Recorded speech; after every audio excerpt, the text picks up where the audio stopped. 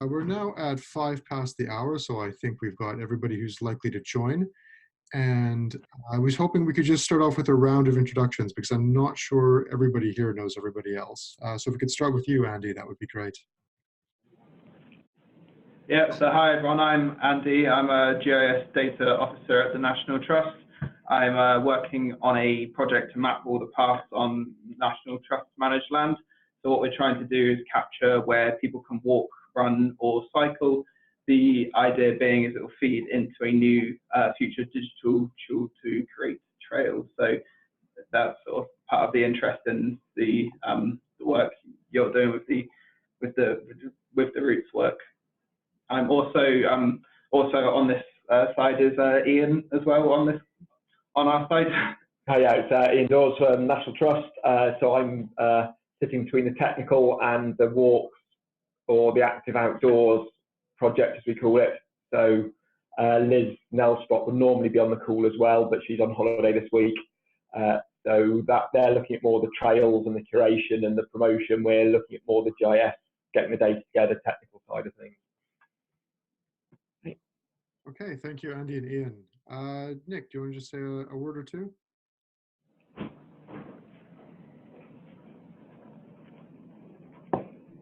Sorry, I was on mute.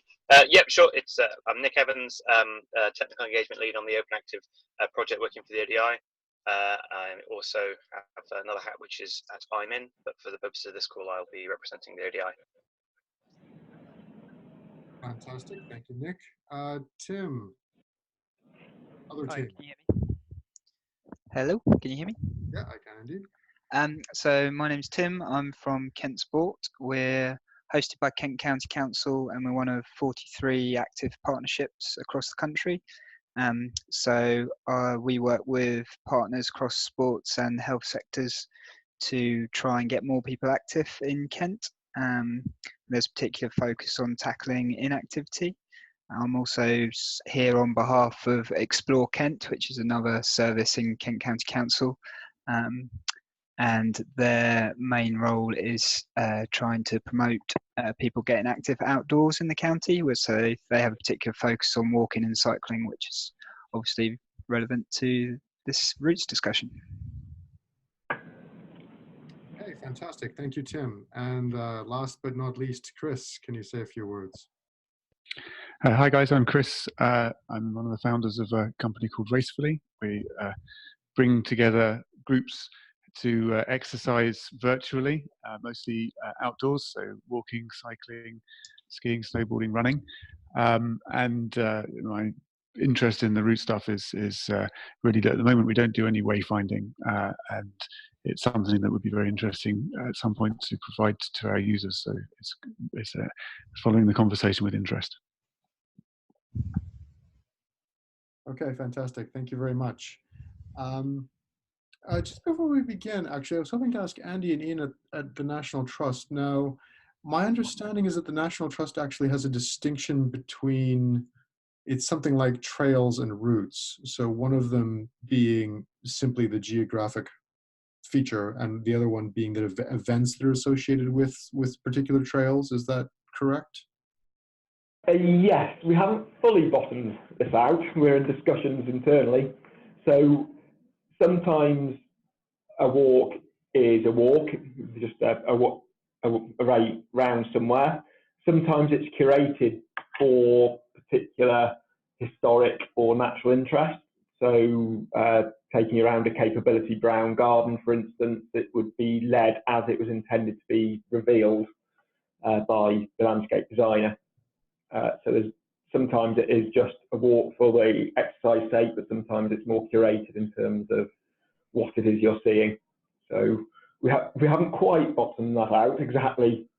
Are they the same thing? Are they different?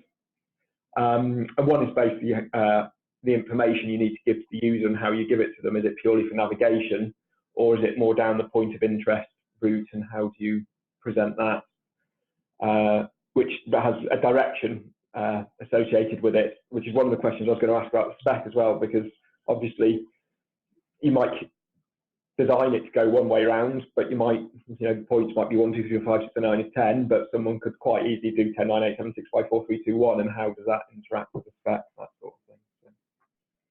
Hope Okay. that makes some sense. Yeah, that is something that is catered for in the, well, is potentially catered for in the specification. Maybe we can pick this up either in the course of the discussion or nearer the end of the call. I'll just whip us through the agenda a little bit. Yeah, sure. It's a very partial agenda, I have to say, because as I say, it's work is going to be moving very, very quickly over the next couple of weeks. Hello, that was not what I meant to share with you. Okay. Hold on here.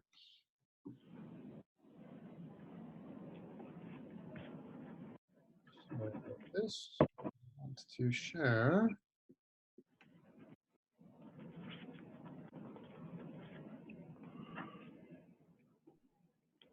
A different window.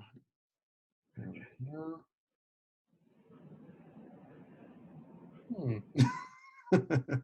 Sorry, one moment, please.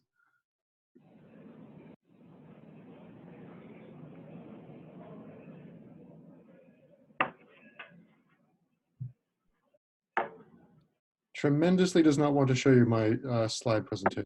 Hold on here. Oh, there you go. Okay, there we are. Okay, fantastic. Okay, so everybody can see the slides now, I take it. Okay, Yeah. fine. Yep. Okay, so introductions were through. So the first point that we covered at the workshop was just generating lots and lots and lots of use cases, or rather user stories. That was much more productive than I had thought. We ended up generating something like 70 odd user stories. What I've done is created a little bit of a prioritization exercise with them, basically. So I will just paste the link into the chat so everybody can follow along.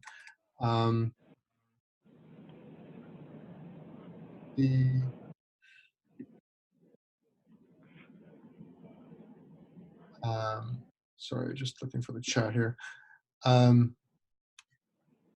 There's your link. I basically how I did the prioritization exercise was we'd roughly agreed on a number of categories to break the stories down into, and it seemed like 5 concerns came at the top of the list. I added it, which use having assigned an X to each user story in each category. I then totted up which categories were most represented, basically. And physical characteristics of the path were number 1, which is not surprising. So things like gradient, distance, all of those kinds of things, starting point, all were very important. I think the next concern was actually safety, which was a little bit of a surprise. That concerns about personal safety, either in an urban environment, typically about crime, and in a rural environment, things about like lighting and path maintenance and that kind of thing emerged very clearly. So that was category 2. And then a number of other concerns like how do I get there? Where does the path start? What kind of amenities are present in that kind of thing? I don't propose to go over all of those user stories right now, but I would suggest that if you go through that list and you find any that you'd particularly like to flag as being particularly important, now is a good time to do that.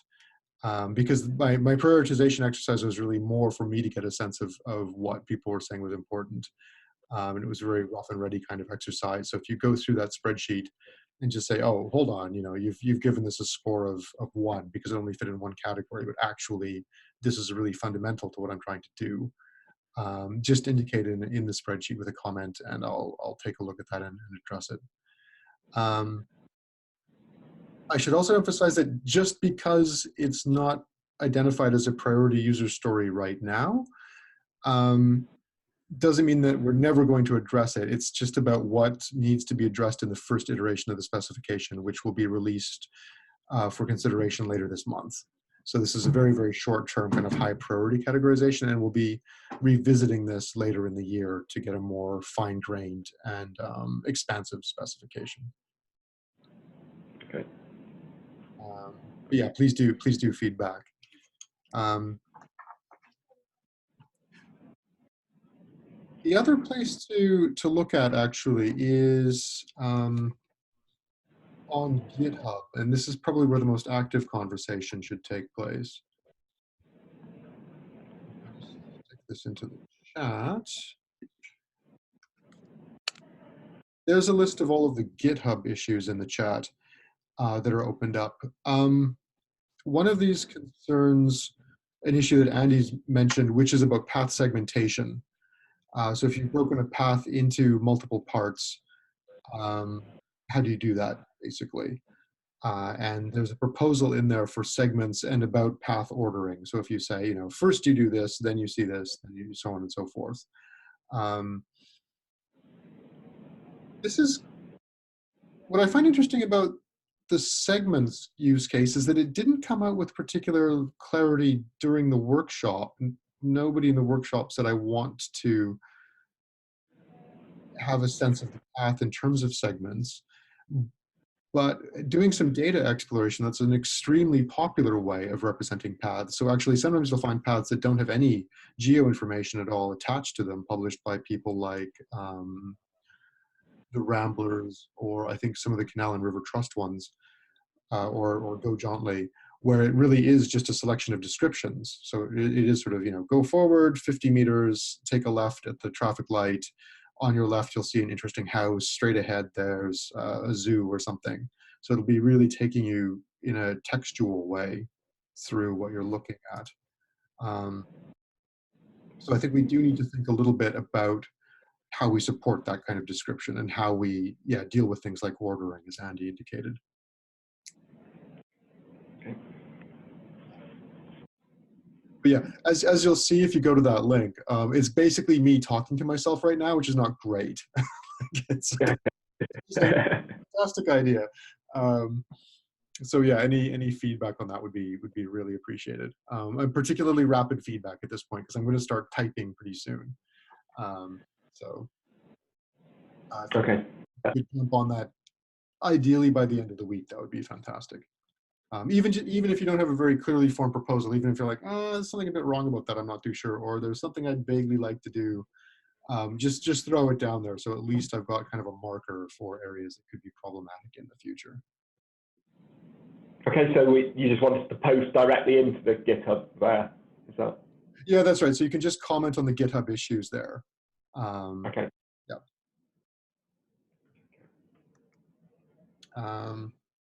Here's the link on screen for the original workshop materials and outcomes for anybody who wasn't actually there. I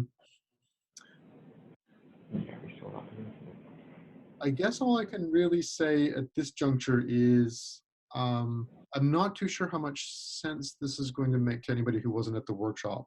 So if you do take a look at those materials and you think, you know, what on earth is this?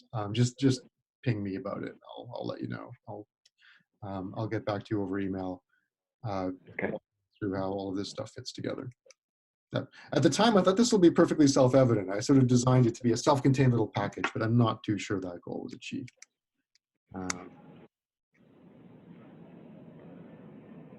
So yeah, there are the user stories. Yeah, and there's the top 5 priority areas: physical characteristics, safety, information, proximity, and amenities.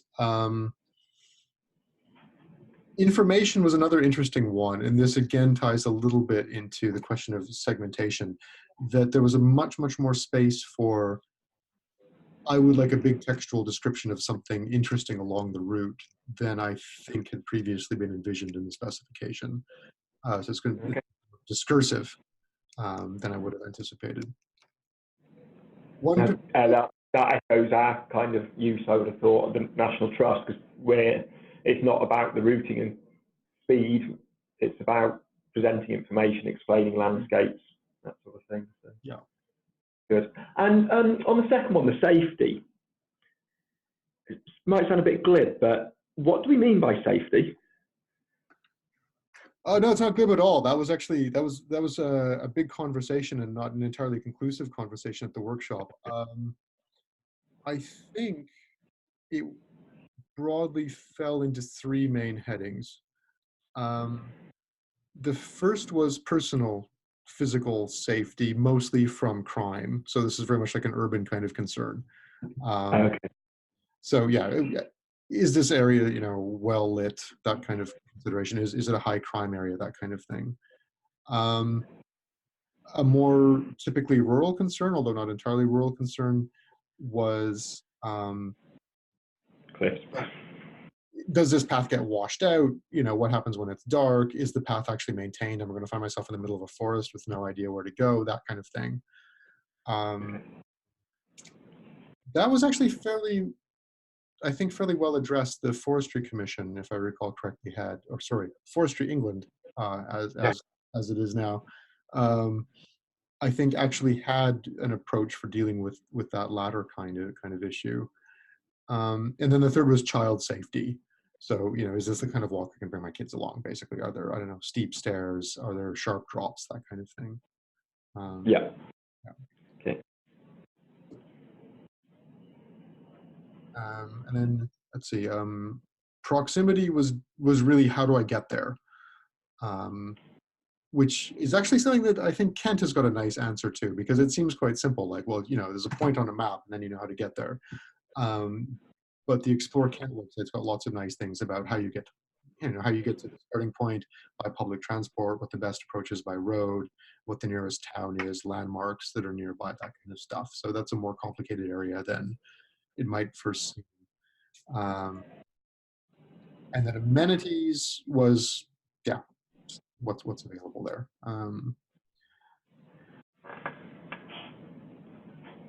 One thing that didn't get prioritized, because we're going to be addressing it later, is accessibility information.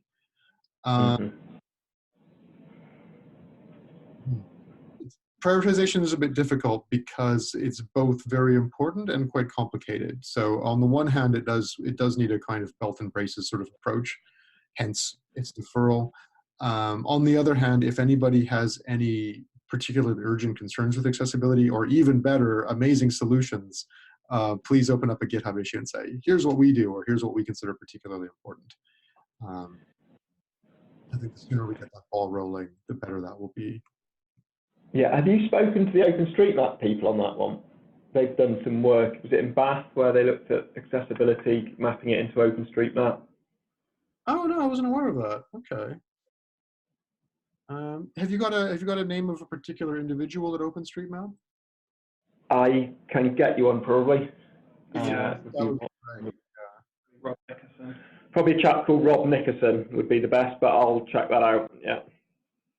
Okay, cool. Yeah, I'll chase you up on that then, if you don't get back to me, because accessibility is really difficult to do well. I think it's easy to do bad. I think it did get complicated in OpenStreetMap, if I remember.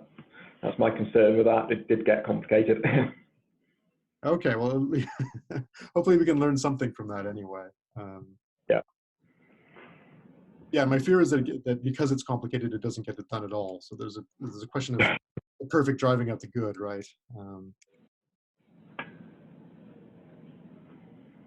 Sorry, Tim, just quickly, is that going to tie in with the accessibility work for the wider standards, or is this specific to the routes conversation? Yeah, I think that's a good question, and I think the answer is that probably remains to be seen. Okay. I don't think the concerns are entirely distinct. I think answering one will help us to answer the other, but I'm really not entirely sure. Okay. I happened to be looking at this earlier today for a completely different question, but I noticed that there are successive layers for people on OpenStreetMap for people with disabilities. So it might be worth having a look. I just sent the link to the group, having a look at who's providing those and talking to them about how they think about it.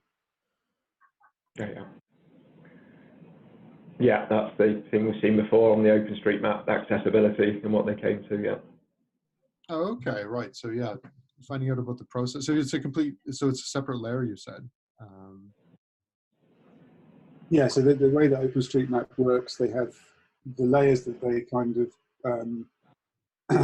curate themselves, kind of the core data, and then they have a whole set of community provided. Some are free, some are paid content that you can then add on an ad hoc basis.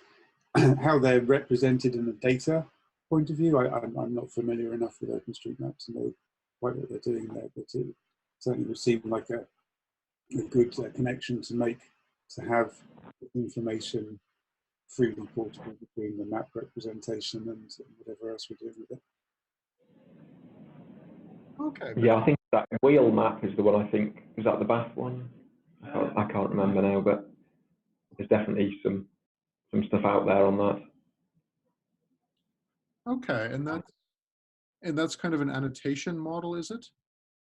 It's basically formalizing the tag structure to represent in a standard, because I don't know how much you know about OpenStreetMap, but the tag structure can get very cumbersome if it's not done consistently. I think that's largely what it did, was put a standard around the tagging structure. Okay, right. Yeah, that might be that's definitely an approach worth thinking about. I mean, particularly because in subsequent iterations of the specification, we're going to have to look much more at the actual geodata. That right now we're mostly talking about metadata about the maps themselves. Yes, well, that's the thing, because it's not quite as simple as adding up all the bits of the components to come to an accessibility standard as such, because it's limiting steps, and yeah, it's not quite as easy as getting all the granular data and saying, oh, there's 10% of this, 20% of that. That doesn't quite work. Yeah, yeah. So I've just summarised all that variation into yes, it is accessible. Yeah, so yeah, we can't just hoover up the data. No, it's not. We came to that conclusion when we were looking at access, when we started trying to capture the path. So it's like, well, it's almost not worth capturing the path, the accessibility attributes on the path, because it's about the whole trail, not the individual path, the accessibility. Yeah, fineness of grain is a real problem with accessibility questions. Yeah. Yeah. Okay, thank you for that. I'll definitely follow up with OSM and keep you in the loop with those conversations as well, if that's of interest to you. Okay, thanks. Yeah, OSM is great, but they're kind of like a fire hose. And we have asked about some other things before, and they've got incredibly good, incredibly large solutions to really difficult problems. So yeah, for the rest of the call, I guess there's two things that I would like to tackle. One is just looking at the GitHub issues, if people are happy doing that, if there's anything there people want to pick up on. And I selected 3 that I've got a particular concern about. The other question is how much data is actually out there? Because it's easy to write a specification in some ways, and it's easy to imagine what the perfect description would look like, but I'm actually not too sure how much information we have in the wild. So I wouldn't mind getting a read on that from people. But just looking in the first instance at the issues. So I've already mentioned route segmentation a little bit, and this is just how you break up a path into descriptions. So can everybody see my screen here? Yeah. GitHub issue. So the proposal is actually quite simple, and this isn't another example of me talking to myself. And I should emphasize that, yeah, this is really just about metadata. So this is how we describe the path. This isn't really about how we break up a geo line into segments.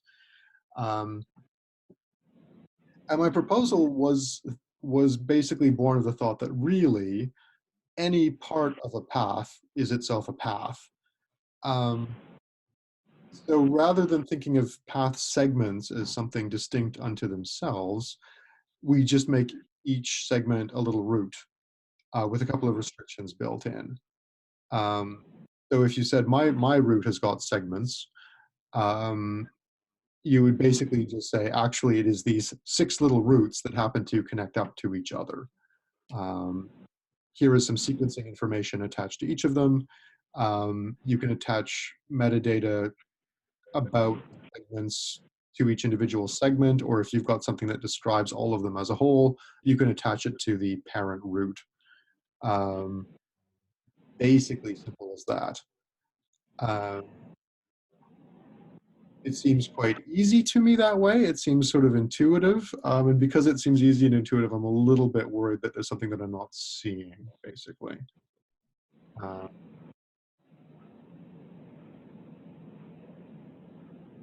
Okay. So, Again, the segments and the route interaction as well. Does a route have to start and end at a point? For instance, a circular walk, you might have several bus stops. Are those separate routes? Are those one route with different start points? Or is that complicating it too much? No. I mean, well, yeah. A, it is complicating it too much, and B, it's a complexity that we completely find in the real world. So we're stuck with it. Yeah, I think I would model that as one route with multiple start points, basically. Okay.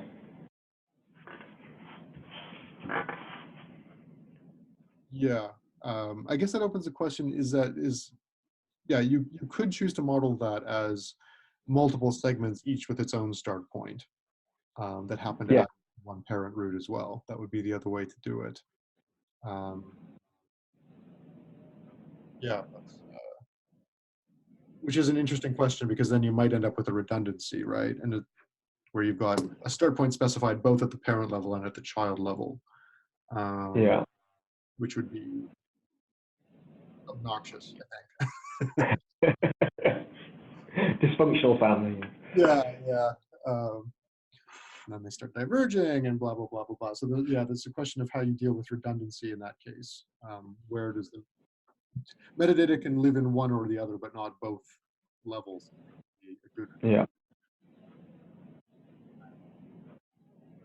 Yeah, so as you say, it's confusing the metadata with the actual route navigation, isn't it? Are they two separate things? Yeah. Yeah, I think, and this is actually something that I should raise as a GitHub issue as well. On butting into the problem of what is the route and what is the information about the route. You know, there's the geo information, and then there's everything around it. And I think in this case, what we're really talking about is navigation, but not geo navigation. So this is textually described navigation. So in a sense, yeah. But I think for the purposes of this specification, the geodata really exists as a pointer almost. So there's a whole bunch of fields that contain an array of numbers and text. And then there's an attribute called geopath, and that points you to the geo information, which might be annotated in a number of ways. Okay.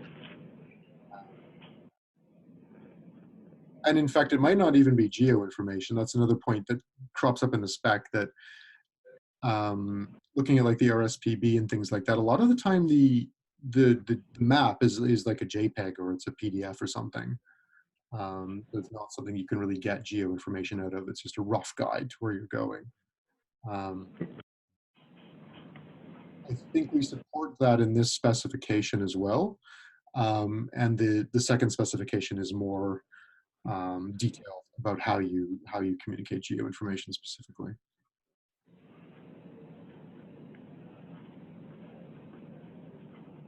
Okay. Okay, so that's route segmentation. That's a nice point about when things occur at what level, how you deal with that. And this has been kind of a problem with the opportunity specification, with the larger specification of activities, because there's various we often left it deliberately ambiguous that you could model things in a variety of different ways, which was great in terms of supporting a very rich vocabulary. It's lousy if you're a developer trying to actually understand this stuff. So I probably do want to specify more tightly where data lives. Another issue is the safety one that I've already referred to. I would very much welcome comments there. Because I've come up with an approach here which I think is a bit grab-baggy. Because it seemed, like I said, that Forestry England did have a good approach to safety as far as it applies in rural areas, in that they do keep a record of paths that are maintained and who it is maintained by, and a note about what you can expect when you're on a path. So if it's actively maintained by such and such a person, they take this kind of care of the path, therefore you can have X amount of confidence when you're walking down the path, that it's not going to suddenly, you know, disappear on you or end in a river or something. That works well for the rural case, I think. In terms of urban settings where it's more about crime and that kind of thing, I'm not too sure how to address that. The proposal here has got fields that could take that kind of more Forestry England kind of approach and say, well, this, you know, this route is maintained by Safe in the City, for instance, or is guaranteed by Safe in the City or whatever. There's also a couple of fields there for user ratings, which is a popular approach to assessing things. And then just a free text field called safety note, so you could add information if you wanted to about safety. But it feels a little, it hasn't really gelled, this particular proposal. So if anybody's got any ideas about what we do about safety, I don't know. So Tim, I was on the group at the when we met that thought about safety, and it feels like a lot of the things that we talked about haven't made it into the into this proposal at the moment. That could be my nagging thought, yeah. One of the critical ones was that we didn't like the word safety because it was much too subjective. You know, a mountain biker's safety of a route and a you know, an elderly person with a cane's safety of a route might be quite different. And so we felt we took an approach that it was risk. And actually, if you have a consumer of risk information, it can choose to turn it on its head and call it safety. And that, I will admit that it's better. A list of risks on the route sounds rather more off-putting than a how safe it is list. So there is definitely a perception thing there. And we'd broken it down into 3 sets of risks. There's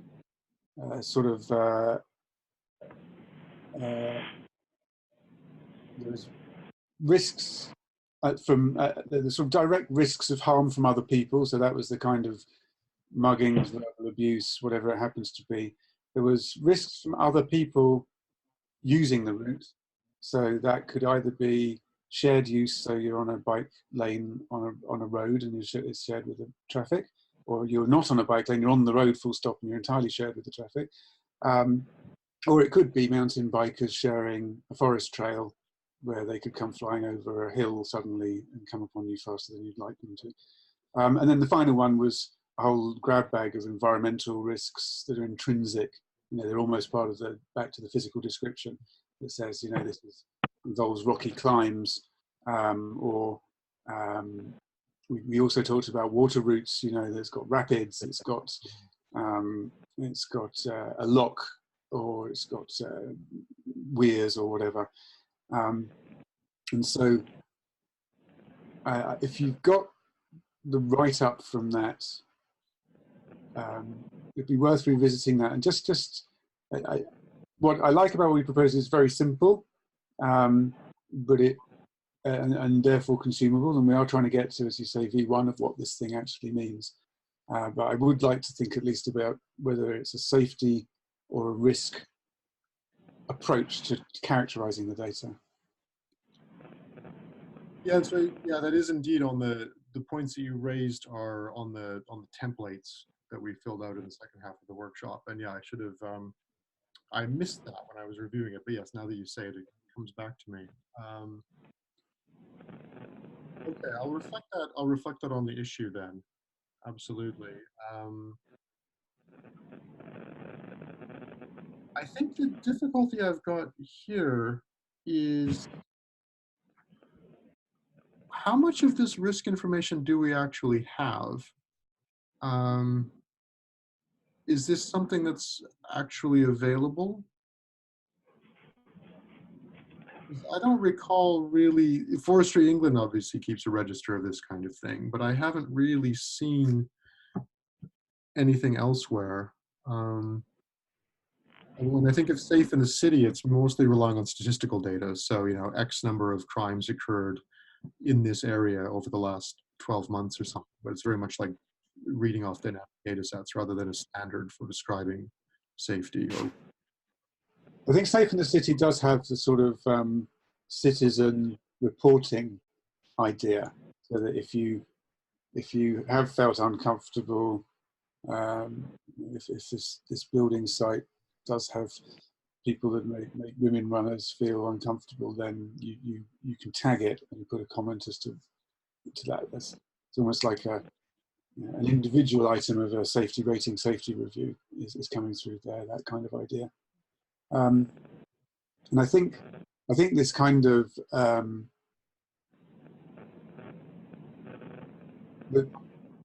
I do wonder how much, if it was possible to provide the information, people would be happy to provide it either as a crowdsourced or as a curator-led approach. But actually, there isn't a language to describe it. So, but the Ramblers probably would happily talk about their routes and talk about any risks involved in the routes. And you know, if you give them the ability to specify that information, it will start to get filled out. There is the question about whether the absence of risk information means there's no risk, or there's no information about risk. And we probably need to have some way of defining the difference between null and zero, basically, on that particular information. yeah, yes, thank you for that. I guess the other question might be, because you mentioned this breakdown into 3 headings. So there was sort of direct risks, risks of shared use, environmental risks that are sort of intrinsic with the terrain, and then I had added the category of particular concern. So we've got 3 or 4 categories. Are we really talking about 3 or 4 different things? Because maybe the one label, safety, is actually just too broad, and we may need a fine-grained distinction. I mean, as we went through the use case, it felt like there was a language to describe that was quite common between the two. And actually, if you had a set of information, if you had a set of risk characteristics, each one would have a relatively similar structure. We talked about risk modifiers, for instance. Is this a risk only in the nighttime? Is this a risk only when a major event is going on, or when when it's talked about hunting season in Vermont? Is it a risk only when people might take a pot shot at you out of the woods? And so we had this idea that risks were that they're subjective, in that, again, something that seems risky. I don't find it particularly risky on a shared use road riding my bike. I've done it all my life and I don't worry, but I know lots of people who will avoid that if they possibly can. So, identifying the risk and letting people decide for themselves whether it's a risk they're willing to take feels like ultimately a better way of modeling it.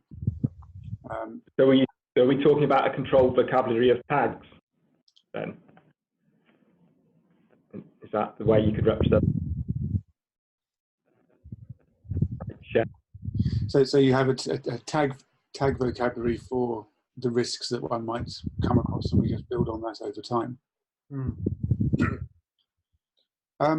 Yeah, I mean, I didn't feel like it was a totally open-ended language, and that, you know, it didn't feel like we were just coming up with more and more and more possible risks. You tapped them out reasonably quickly, so that does imply tagging would be the way to approach it. Okay. Yeah, there is. I can't imagine there is that. You could half an hour's brainstorm and type thing. So. Yeah. Okay. I mean, that means that the next call will be a 30-minute brainstorm on risk tagging. Okay, that seemed like that found some ready support.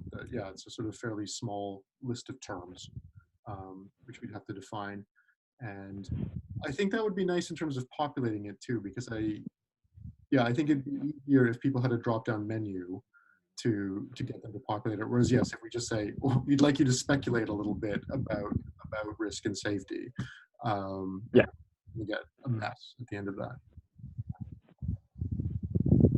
Okay, great. Excellent. Okay, I will definitely be picking that up, of course. So the final one I had flagged up, so we've only got 14 minutes here, but the final one that I'd flagged up is, once again, difficulty.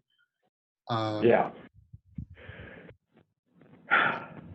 This is probably the hardest one, and the other ones are probably easy compared to this, aren't they?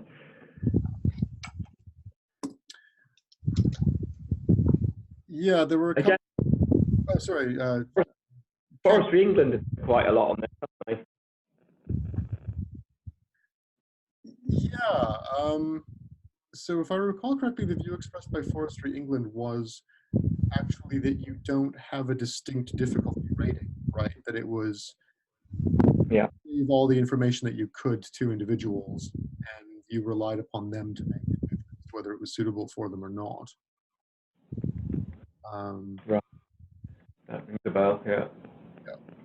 Yeah, I think it's similar to sort of what Chris was saying about the safety, isn't it? That it's going to be quite subjective, and a hard route for one person is going to be an easy route for another person, and vice versa. So it's yeah, just having a set difficulty level is going to be tricky to cater for everybody.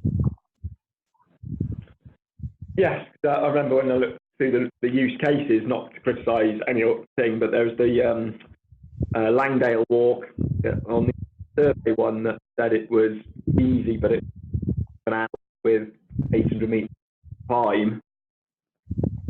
Even for a walker, that's not an easy walk. And so, yeah, one that everyone always comes back to is the speed runs, isn't it? Got an idea what a black run is. Oh, sorry. I think your audio is dropping out a little bit. I think actually Tim Corby might be breathing into his mic, which is stealing. Oh, sorry, I'll mute when I'm not talking. I think that's what's happening. Oh, sorry. Thank you. Yeah, so it's whether it is achievable in like the ski sense, as you say, most people, even if they're not skiers, relate to what a black run is. And is that sort of a combination? I think what we brainstormed a while back here was you'd want a combination in duration and technicality would be the two things that need to be rolled up or captured.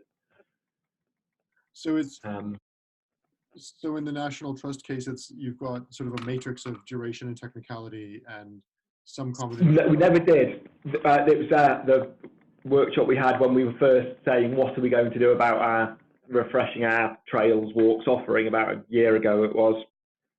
That's what we decided on the day in a room, and we were going to go away and look at different people's. I think they've done quite a lot in Australia, if I remember. They've done a lot on this grading stuff after their various incidents in their bushwalks and what have you, and it was trying to roll up navigability against different things.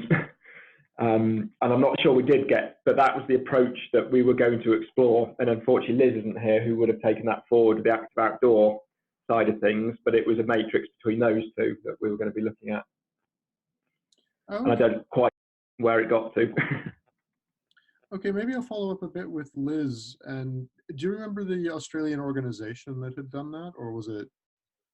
I don't. I really don't. It was definitely Australian, and that's all I remember when we were having a look at a few things. Yeah. Yeah, my concern with just give a lot of information and let people make their own determination. My concern with that is that I think that probably works well for people who already have a bit of experience. Yeah. But if you're really a novice, I mean, I made the mistake myself of getting like halfway up a mountain thinking, oh, what have I done, you know? And in those circumstances, having somebody saying, yeah, this is the mountain climbing equivalent of a, you know, a black diamond would have been helpful. Yeah.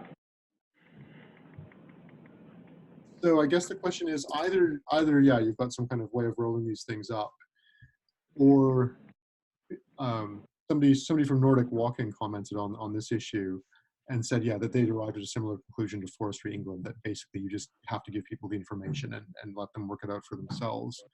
And then it becomes how much you can communicate that information to a novice. That if you know, like gradients, for instance, often sound really shallow. If you say something's got a 15% gradient and you're not very experienced, you think, oh, it's nothing, right? Out of all. So then it becomes about how you communicate, I think, you know, what a steep gradient is, what a long trail is, you know, how that changes depending on the weather, that 2 miles in pleasant weather is nothing like 2 miles in the rain, that kind of thing. Yeah, it's a tricky one, I guess is what I'm saying here. Yeah. Again, this is a really tricky one because it is the one that people will focus on as well. What grade, what type of walk is it? That's the first thing people ask. How long is it going to take me? And that's a tricky question to answer. I think it's also quite a searchable one that I think probably if we imagine all of this data aggregated and people, you know, we've got some kind of web front end on it and people are saying, oh, I want to go, you know, for a walk. I want to go for a bike ride. What's the criteria that they're going to check? And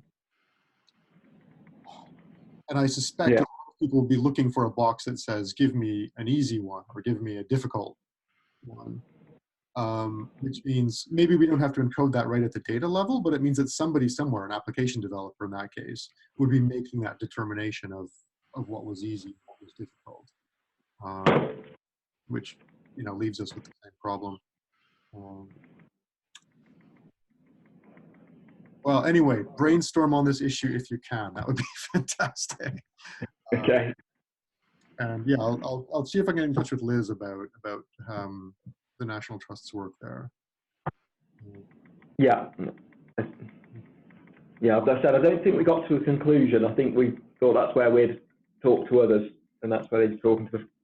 Yeah, because sitting in a workshop in an afternoon, you can come up with a great looking solution, but you need the experience from others to say whether it's achievable or not. Yeah, I think that's the thing, is my impression from looking at this, and also with regard to the opportunity specification, the larger spec, everybody is hoping to find somebody to talk to about this who's got an answer, and it feels like there isn't one. Everybody's kind of in the same boat here. Maybe we create that answer. That's the opportunity here, I guess.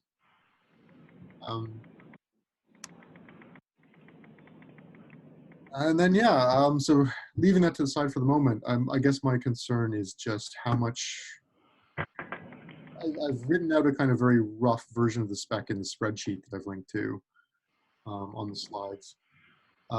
It's very, very rough and very much open to change. I'm just very concerned that we don't really have the data to populate these data points. I've kind of created a tiny castle in the air. I've tried to be fairly realistic about it. Like, I've based a lot of it off looking at a lot of websites and seeing what people do publish. but I'm still quite worried that the data we've got is a lot thinner than what we'd like it to be. Yeah, if anybody's got any views on that, that would be just really handy. Like for your organization, for instance, you know, here's the data we've got. If you're asking for X, Y, and Z, it's much too much. Yeah, I mean, at the moment of that, we'd be able to give you the name and an image. That's it. Okay. Name, but part of the reason for that is because there isn't a standard to which to publish stuff, so who's consuming the information? So it's a bit of chicken and egg on that. Within a year, we'd want to have 500 to 700 walks with that information accessible. So, but we'll only do the stuff that is needed by to a standard. That's what we'd want to get to.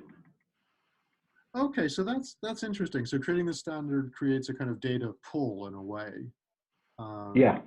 Okay, fantastic. Okay, that's reassuring then. And I think a lot of organizations are in this position that it does seem like, unlike more general activity types, this is kind of an ongoing process of curation all the time, that you have to revisit this stuff, usually to improve it, you know, over and over again over the years, and it just sort of gets better, but you start off with a very bare bones skeleton. Okay, then maybe I'm not so worried about not having the data, because it will blossom once it's okay. So that's everything from me. Is there anything pressing that you guys have got that you'd like to bring to the table? We do have a few minutes left. It's quite interesting because we're thinking that in the autumn, what we want to do is go out to basically the market and say, here are some paths in a standard that gives you this information. What are your ideas about how we can create that? So almost like a hackathon procurement type route. So yeah, so if we can push some information on paths, it doesn't have to be 100% against the spec, and the spec doesn't have to be 100% there, the spec's obviously standard. But it'd be good if we could go out and to get people actually using the data, seeing what you can do with what we're pushing out and what the limitations are. So that's sort of the route we're going to be looking at, rather than trying to sort of develop something ourselves on the technical side. Is just say, here's the information, here's some routes, here's some waypoints, some text information, see what you can do with it. Oh, that's great. I mean, that fits in nicely with our schedule, because we've got, I don't know how aware you are of Ordnance Survey's work here. They've got a Get Outside promotion happening in September. Yes, we had, that was mentioned when we had that conversation last week with, that's what we were looking at. Right. Okay. I haven't had those conversations, but again, I suspect Liz has again.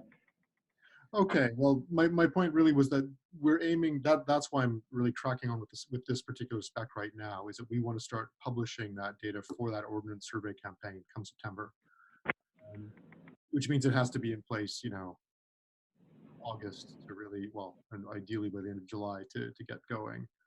Oh, right, great. Then that fits in nicely then, yeah. Yeah, that fits in perfectly. And then I'd also add, I mean, if you're looking for partners for the hackathon or a place to host the hackathon and that kind of thing, I mean, I can't make you any promises personally right now, but the ODI would certainly support that to some degree. Yeah, that'd be great. Yeah, again, I think we were going to come to you and say, what do you have in the space in this area? So yeah. Okay, cool. Let's pick that up then after the call. Yeah. Okay. Okay. Any other business arising? No. Okay, cool. Okay, thank you very much. I'll start thinking of risks for 2 weeks' time, and I'll talk to you then. Okay. Bye, guys. Okay. Good. See you guys. Thanks so much. Cheers.